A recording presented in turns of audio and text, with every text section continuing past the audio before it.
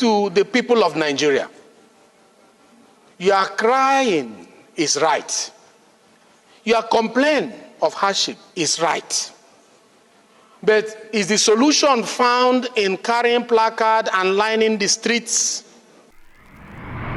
In recent days, the Nigerian presidency has been trying to appeal to the hearts of Nigerians who are very unhappy with the current economic hardship, with measures like increasing the minimum wage to 70,000 naira with the promise to review every 3 years. What is strange about this is that just 2 weeks ago, the Nigerian Governors Forum had refused an increase of 60,000 naira, saying that it's not sustainable and that if they try to implement that amount, that it would mean that all their federal allocation would go to salaries and they will not have anything left for development projects. So what changed in just the space of 2 weeks? Also, the Federal House of Reps has proposed slashing their 600,000 naira salaries by half, which does not touch their much higher allowances. This amendment was proposed by the Deputy Speaker of the House, Mr. Ben Kalu, who I imagine his colleagues were not very happy with, because when the motion was put to a voice vote, the voices of those against it were more and louder,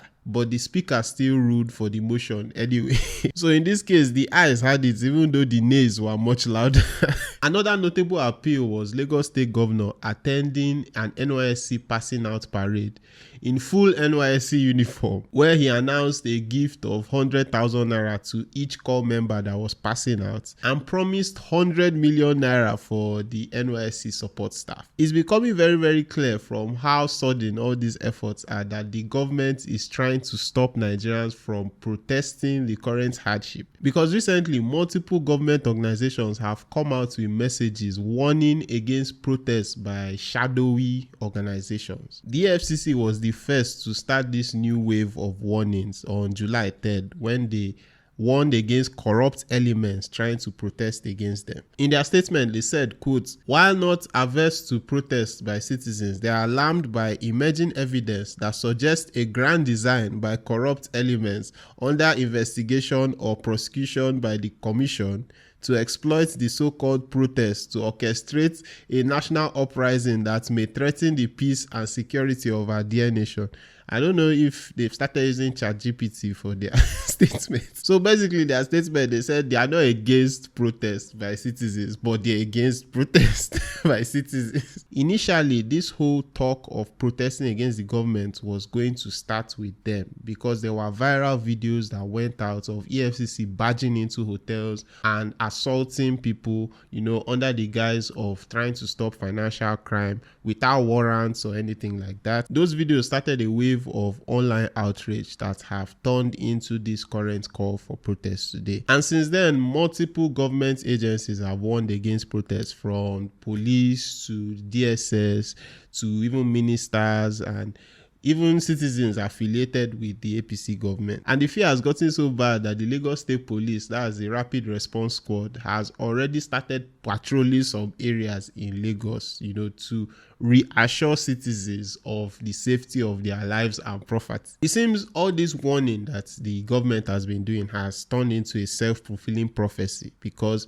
in their whole drive to warn people against protests and stop protests, they are now creating awareness for a protest. And this, of course, is inspired by the ongoing protests in Kenya, where the Kenyan citizens were able to overturn a tax increase, by hitting the streets. And not only that, the president has sacked almost his entire cabinet except for their foreign affairs minister. But if a protest is to break out now, there is no doubt that it will be due to increased hardship and nothing else, because Nigeria's inflation rate has increased to the highest it has been since March 1996. And the situation is worse because citizens are perceiving the government to be spending money recklessly. Recently, Tinubu was accused of secretly buying a private jet, or at least planning on buying one. And even worse, the Senate president said that if Tinubu made a request for a private jet, that the National Assembly would approve it and that they would not succumb to any blackmail from social media. In addition to the hardship, personally, my theory of why these protest fears are intensifying is because of the disconnect between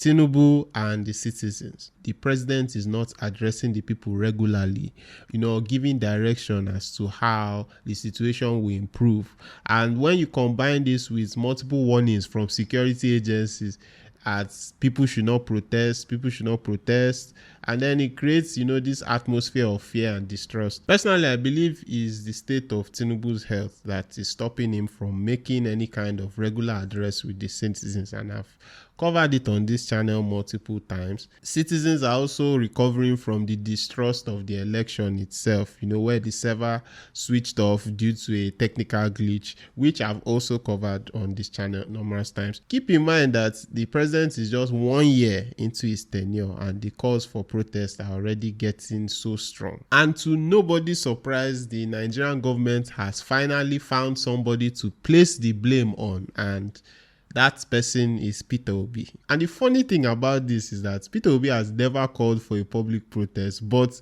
we have other presidential candidates from the last election that have called for public protest and are calling for public protest, but the government is putting the blame on Peter Obi. And at this point, it's worth noting again that protests are part of democracy, and even Tinubu has called for protests in the past. So anyway, we are still watching and observing to see how this goes. According to some flyers that are circulating on the internet, the protest is scheduled to start in August. I've seen some that say 1st of August.